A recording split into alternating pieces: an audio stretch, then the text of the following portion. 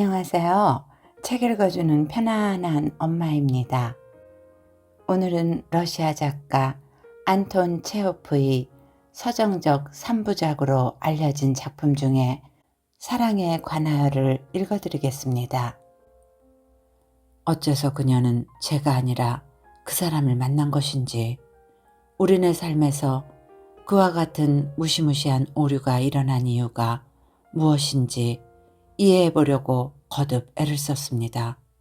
하지만 우리는 서로에게 사랑을 고백하지 않았습니다. 수줍어하면서 마치 경쟁이라도 하듯이 드러나게 할 만한 모든 것을 두려워했습니다. 젊은 날의 사랑으로 인하여 수십 년을 홀로 살아온 지주 알료힌의 이야기, 안톤 체호프 지음, 사랑에 관하여. 다음 날 아침 식사에는 매우 맛있는 피로그와 새우, 양고기 커틀릿이 나왔다. 그들이 식사를 하는 동안에 요리사 니카노르가 위층으로 오더니 점심 식사를 어떻게 할지 묻고 갔다. 그는 포동포동한 얼굴에 눈이 작은 중키의 사내로 면도를 하기는 했는데 콧수염은 면도된 것이 아니라 잡아 뜯긴 것처럼 보였다. 알료히는 아름다운 펠라게아가 이 요리사와 사랑에 빠졌다고 말했다. 술꾼인데다가 과격한 기질의 인간이어서 그녀는 결혼은 하고 싶지 않고 그렇게 사는 것에는 동의했다고 한다.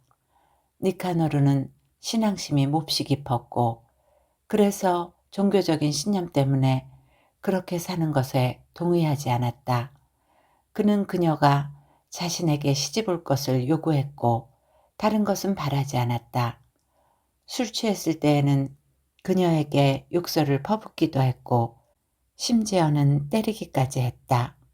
그가 술에 취해 있을 때 그녀는 위층으로 몸을 숨기고 흐느껴 울었으며 그럴 때에는 알료힌과 하녀가 필요한 경우에 그녀를 보호하려고 외출도 하지 않았다. 알료힌을 방문한 수의사 이반 이바니치와 김나지움 교사 브루키는 사랑에 대해서 이야기하기 시작했다. 사랑은 어떻게 생겨나는 건지 알료힌이 말했다.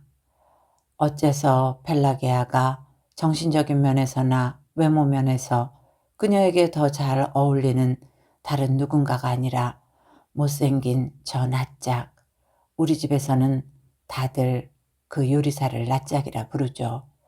그를 사랑하게 되었을까요? 사랑에서는 개인적인 행복이 중요한 문제인 만큼 모든 것을 다 알 수는 없는 일이고 각자 좋을 대로 해석해 볼 수 있습니다. 지금까지 사랑에 관하여 언급된 것 가운데 단 한 가지 논쟁의 여지가 없는 것은 그것은 거대한 미스터리이다 라는 말입니다. 사랑에 관해 말하거나 쓴 나머지 모든 것은 해결이 아니라 해결되지 않은 채 그렇게 남겨져 있는 문제제기에 지나지 않습니다. 어떤 경우에는 적절해 보이는 해명이라 하더라도 여타의 수십 가지 경우에는 이미 쓸모가 없습니다. 그래서 제 생각에는 가장 좋은 방법은 일반화하려고 애쓰지 말고 개별적인 경우를 따로따로 설명하는 것입니다. 의사들이 말하는 것처럼 각각의 개별적인 경우를 개체화하는 것이 필요하다는 말이죠. 전적으로 옳으신 말씀입니다. 브루킨이 동의했다. 우리같이 점잖은 러시아 사람들은 해결되지 않은 채 남아있는 이런 문제들에 애착을 보입니다. 대개 사람들은 사랑을 서로 표현하고 장미와 밤 꾀꼬리로 장식합니다만 우리 러시아인들은 사랑을 숙명적인 문제로 장식하고 더욱이 그런 문제들 가운데에서도 가장 재미없는 것을 골라냅니다. 모스크바에서 아직 대학에 다니고 있을 때 여자친구가 있었습니다. 사랑스러운 여자였는데 내가 그녀를 품에 안고 있는 순간에도 매번 내가 한 달에 그녀에게 얼마를 줄 것인지 그리고 지금 쇠고기 1푼트에 얼마나 하는지를 생각하는 것이었습니다. 그렇게 사랑하고 있을 때에도 우리는 질문을 멈추지 않습니다. 이 사랑은 순수한지, 그렇지 않은지, 현명한지 어리석은지, 그리고 결국 어디로 귀결될 것인지 등등 이것이 좋은지 어떤지 저는 모릅니다. 하지만 이것이 방해하고 불만족을 야기하고 초조하게 한다는 것은 알고 있죠. 그는 무엇인가를 말하고 싶어 하는 듯했다. 혼자 살고 있는 사람들에게는 늘 흔쾌히 말하고자 하는 그런 무엇인가가 있기 마련이다. 도시에서는 독신자들이 그저 말이 하고 싶어서 목욕탕이나 레스토랑을 돌아다니는 경우도 많고, 그래서 때로는 목욕탕 일꾼이나 식당 종업원들에게 무척 흥미로운 이야기를 들려주기도 한다. 하지만 시골에서는 대개 그들이 손님들에게 자신의 속내를 토로하는 것이다. 지금 창으로는 잿빛 하늘과 비에 젖은 나무들이 보이고, 이런 날씨에는 어디 갈 곳도 없어서 그저 이야기하고 듣는 것 말고는 딱히 다른 할 일이 없는 법이다. 저는 소피노에 살면서 오래전부터 농사를 짓고 있습니다. 안류인이 말문을 열었다. 대학에서 학업을 마친 이후로 줄곧 말입니다. 받은 교육도 그렇고 성격도 그렇고 저는 노동하지 않는 책상 물림형 인간이었습니다. 하지만 이곳으로 와서 보자니 영지에는 큰 빚이 있었습니다. 부분적으로는 아버지가 제 교육 때문에 많은 돈을 쓰셨던 탓이죠. 그래서 전 이 빚을 모조리 청산하지 않고서는 이곳을 떠나지 않겠노라고 결심했습니다. 얼마간의 반감 같은 것이 없지 않았지만 그렇게 결심하고 여기서 일하기 시작했죠. 이곳의 토지는 소출이 많지 않습니다. 따라서 농사를 짓고도 손해를 보지 않으려면 농노제에 근거한 노동력을 이용하거나 거의 같은 것이긴 합니다만 날품팔이 농부들의 노동력을 이용해야 합니다. 아니면 농사꾼들의 방식으로 농사를 짓는 것이죠. 그러니까 들판에서 자기 식구들과 함께 몸소 일해야 하는 것입니다. 여기서 중간은 없습니다.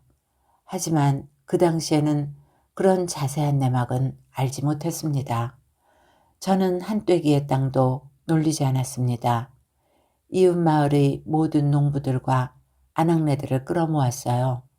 맹렬한 기세로 일에 열을 올렸습니다.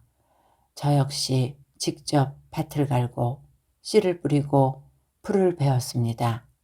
그때는 배가 고파서 채소밭에서 오이를 먹는 시골 고양이처럼 괴로워하면서 혐오스럽게 얼굴을 찡그리기도 했습니다. 온몸이 아팠고 걸으면서도 잠을 잤습니다. 처음에는 이런 노동하는 삶을 제 문화적인 습관과 쉽게 화해시킬 수 있을 것이라고 생각했습니다.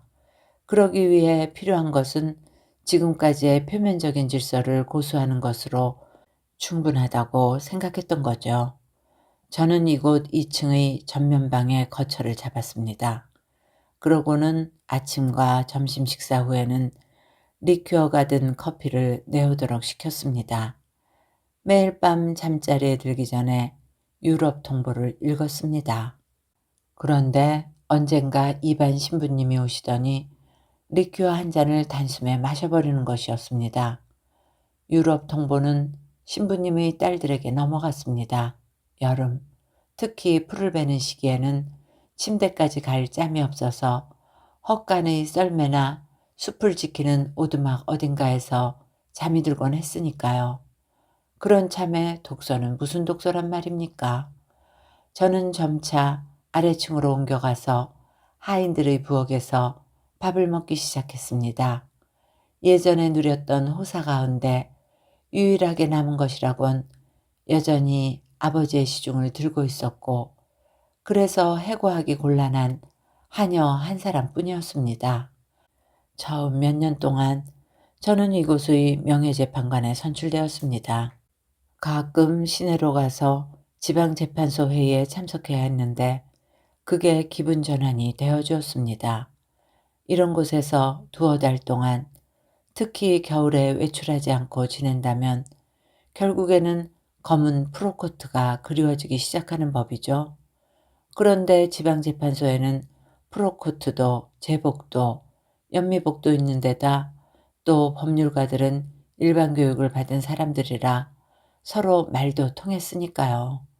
썰매에서 자다가 혹은 하인들 부엌에나 있다가 깨끗한 속옷을 입고 가벼운 신발을 신고 가슴에는 장식용 사슬을 달고 안락의자에 앉아 있다니 이 얼마나 대단한 호사입니까? 시내에서도 저를 진심으로 환대해 주었고 저도 기꺼운 마음으로 교제했습니다. 모든 교제 가운데 가장 견실하고 사실대로 말씀드리자면 가장 유쾌한 것은 지방재판소장 루가노비치와의 교제였습니다. 두 분 모두 그 사람을 아실 겁니다. 지극히 선량한 사람이니까요. 그 유명한 방화범 사건 직후의 일이었습니다. 사건 심리가 이틀이나 지속되어서 우리는 지쳐 있었습니다. 루가노비치가 저를 보더니 말했습니다. 어떻습니까? 식사하러 우리 집에 가시지 않겠습니까? 그것은 뜻밖의 일이었습니다.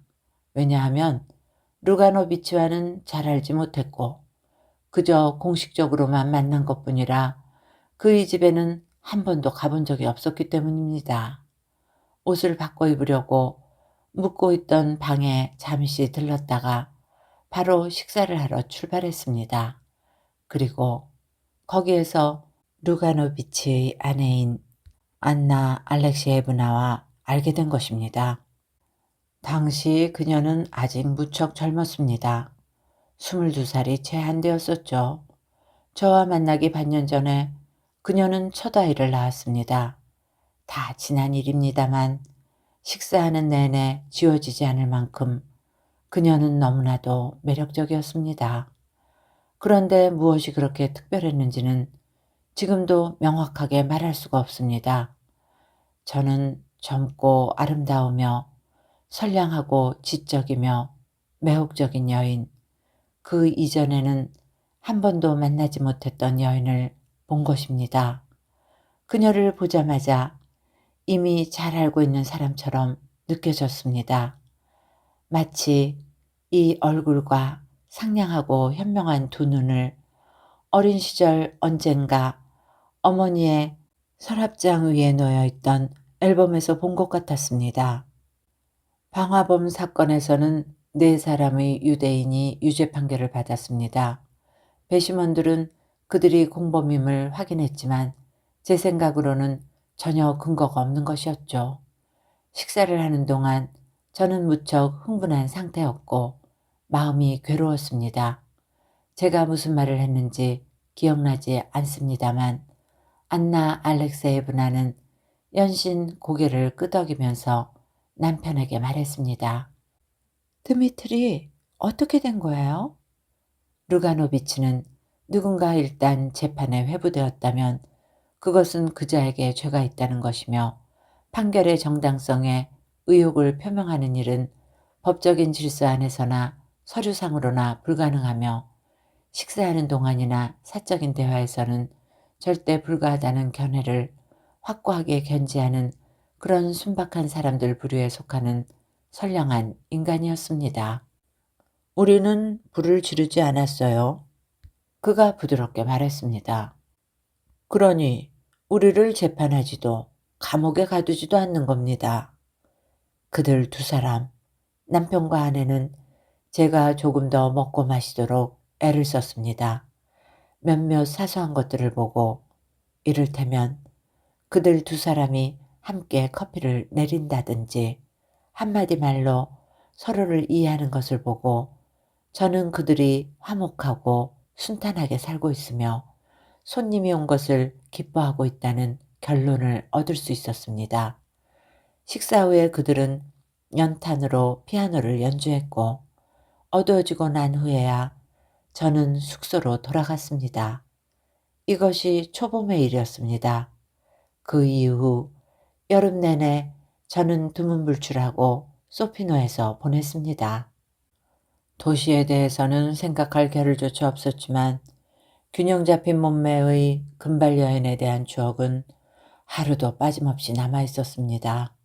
그녀를 생각한 것은 아니지만 그녀의 가벼운 그림자가 저의 영혼 위에 자리 잡은 것 같았습니다. 늦가을에 시내에서 자선 공연이 열렸습니다. 현 지사의 특별석에 들어갔다가 저는 중간 휴식 시간에 그리로 불려갔습니다. 안나 알렉시에브나가 현 지사 부인과 나란히 앉아 있는 것을 보았습니다. 그녀의 아름다운 모습과 사랑스럽고도 상냥한 두 눈이 또다시 강렬하게 다가왔고 친밀감이 밀려들었습니다. 우리는 나란히 앉았다가 극장의 로비를 걸어 다녔습니다. 조금 마르셨네요. 그녀가 말했습니다. 아프셨나요?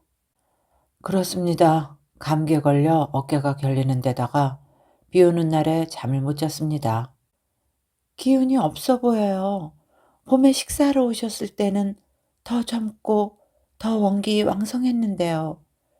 그땐 활기가 넘치고 말씀도 많이 하셨어요. 무척이나 흥미로웠고 그래서 고백하자면 당신한테 조금 반하기까지 했답니다. 웬일인지 여름 동안에 자주 당신 생각이 났어요. 그리고 오늘 극장에 오려고 차비하는데 당신을 만날 거란 생각이 들더군요. 그러더니 그녀는 소리내서 웃기 시작했습니다. 하지만 오늘은 기운이 없어 보여요. 그녀가 되풀이해서 말했죠. 그래서 조금 나이 들어 보여요. 다음 날 저는 루가노비치 집에서 아침을 먹었습니다.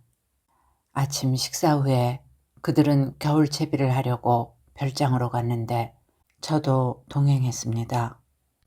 그들과 함께 시내로 돌아왔고 밤늦게까지 그 집의 고요하고 가정적인 분위기 속에서 차를 마셨습니다.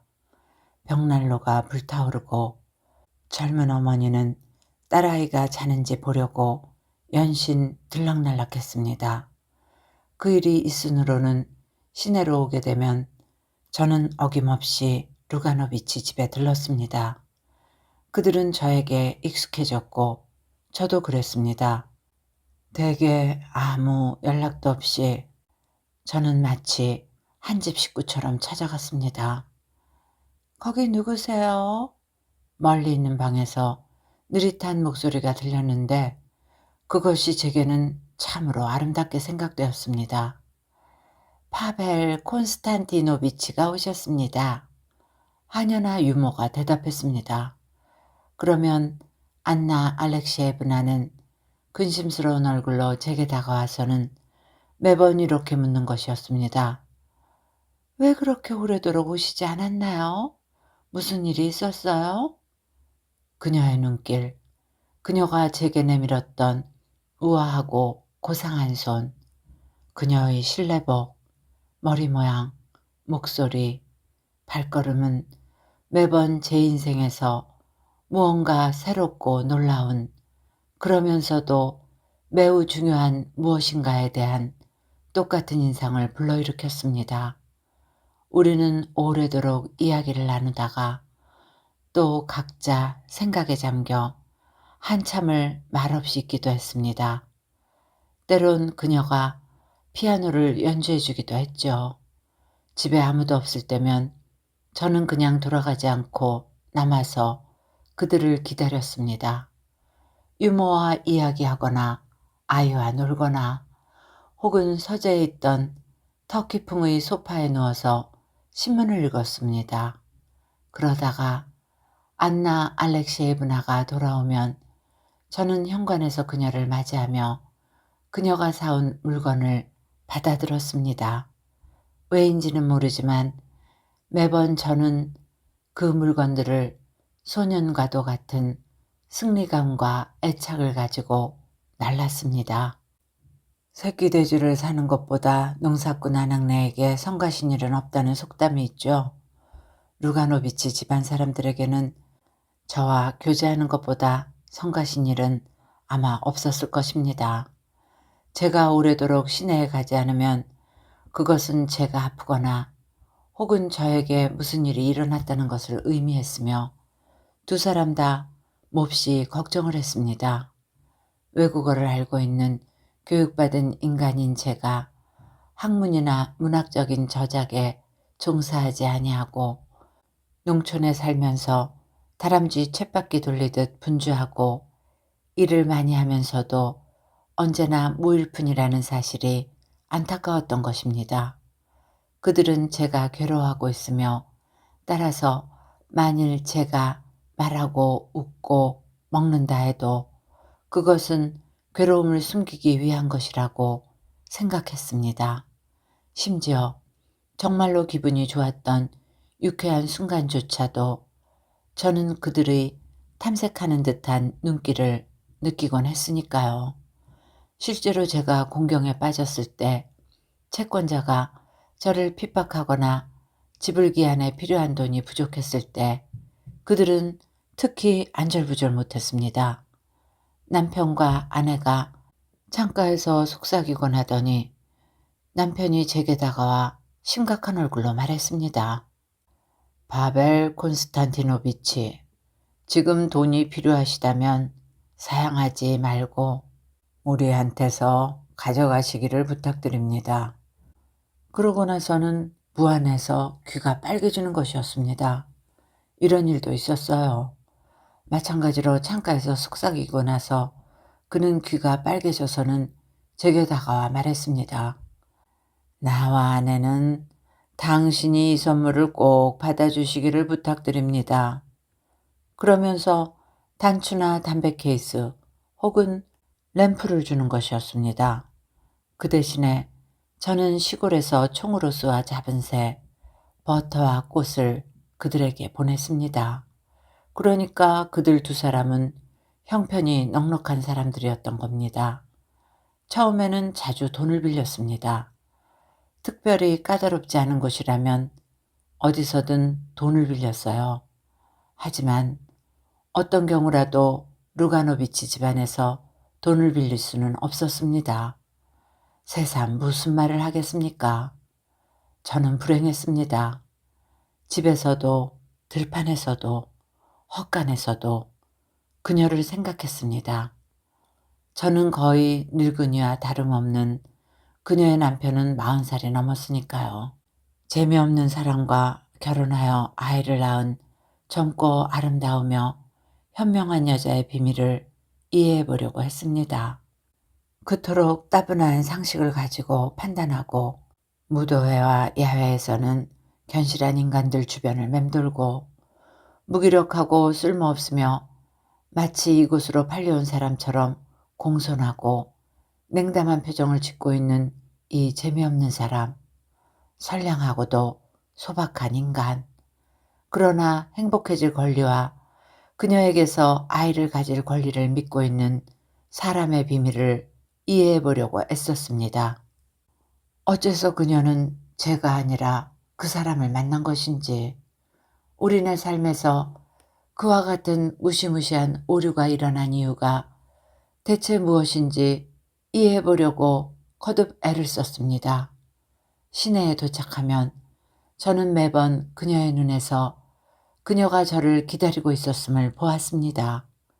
그녀 스스로도 이미 아침부터 제가 올 것 같은 뭔가 특별한 느낌이 들었다는 것을 털어놓았습니다. 우리는 오래도록 이야기하고 또 오래도록 함께 생각에 잠겼습니다. 하지만 우리는 서로에게 사랑을 고백하지 않았습니다. 수줍어하면서 마치 경쟁이라도 하듯이 사랑을 감췄습니다. 우리는 우리의 비밀을 우리 자신에게 드러나게 할 만한 모든 것을 두려워했습니다.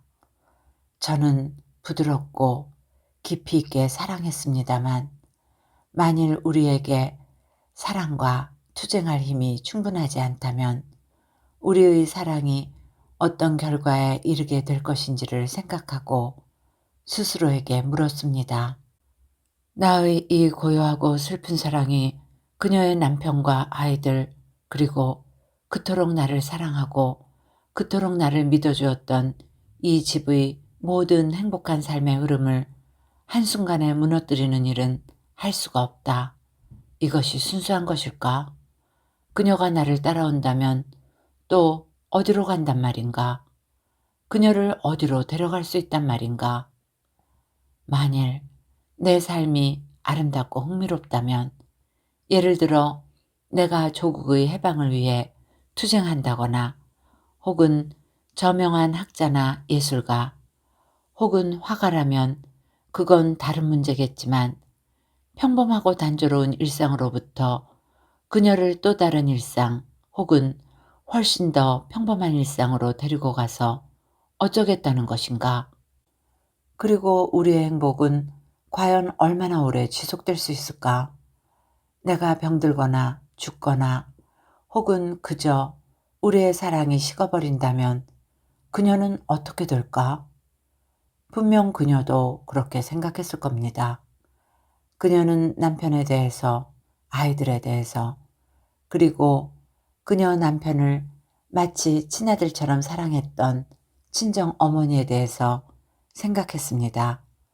만일 그녀가 자신의 감정에 굴복한다면, 거짓말을 하거나 진실을 말해야 하지만 그녀의 입장에서는 전자든 후자든 하나같이 무시무시하고 불편했을 겁니다. 자신의 사랑이 저에게 행복을 가져다 줄 것인가? 그 사랑이 그렇지 않아도 온갖 불행으로 넘쳐나는 고통스러운 저의 인생을 더 복잡하게 만들지는 않을까 하는 문제로 그녀는 괴로워했습니다. 새로운 삶을 시작하기에는 이미 자신은 그렇게 젊지 않으며 근면하거나 활력이 넘치지도 못한다고 그녀는 생각했습니다. 그래서 그녀는 제가 선량한 안주인이자 조력자가 될 현명하고 훌륭한 처녀와 결혼해야 한다고 남편과 함께 자주 말하곤 했습니다. 그러면서도 그 말이 끝나기가 무섭게 시내 어디에서도 그런 처녀는 찾을 수 없다고 덧붙이는 것이었습니다.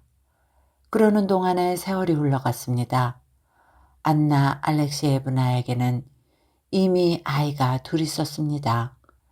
제가 루가노비치 집안에 도착하게 되면 하녀는 상냥하게 미소 지었고, 아이들은 파벨 콘스탄티니치 아저씨가 오셨다고 소리치고는 제 목에 매달렸습니다. 모두가 기뻐했죠. 제 마음속에 무슨 일이 일어나고 있는지 그들은 몰랐습니다. 그들은 저 역시 기뻐하고 있다고 생각했습니다. 모두들 저희 내부에서 고상한 존재를 보았습니다. 어른들도 아이들도 고상한 존재가 방 안을 돌아다니고 있다고 느꼈으며, 그런 생각은 저와 그들의 관계에 어떤 특별한 매력을 불어넣었습니다. 제가 존재함으로 인해서 그들의 삶도 더욱 순수하고 아름다워지고 있는 것 같은 느낌이라고나 할까요?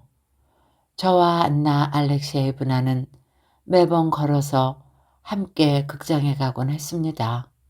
우리는 안락 의자에 나란히 앉았는데 어깨가 맞닿았습니다. 저는 말없이 그녀의 손에서 오페라 글라스를 가져왔고, 그럴 때면 그녀가 제게 가까운 사람이며 제 여자고, 우리는 서로가 서로에게 없으면 안 되는 사람이라는 것을 느꼈습니다. 하지만 어떤 이상한 오해 때문에 극장에서 나올 때는 매번 마치 낯선 사람들처럼 인사하고 헤어졌습니다. 시내에서는 이미 우리에 관해 뜻모를 이야기들을 해댔지만, 그런 떠도는 말 가운데 단 하나의 진실한 말도 없었습니다. 최근 몇 년 동안 안나 알렉시에브나는 더욱 자주 어머니와 누이를 만나러 다니기 시작했습니다. 기분이 자주 언짢았으며 자신의 인생이 불만족스럽고 영락한 것이라고 생각하기 시작했습니다. 그럴 때면 그녀는 남편도 아이들도 보고 싶어 하지 않았습니다. 그녀는 그때 이미 신경쇠약으로 치료를 받고 있는 상태였습니다. 우리는 침묵하고 또 침묵했습니다. 하지만 다른 사람들이 있는 곳에서 그녀는 저에게 이상하게 짜증을 내곤 했습니다. 제가 무슨 말을 하든지 제 말에 동조하지 않았습니다.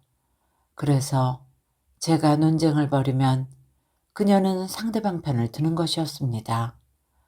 제가 접시를 떨어뜨리기라도 하면 그녀는 냉담하게 말했습니다. 축하드립니다.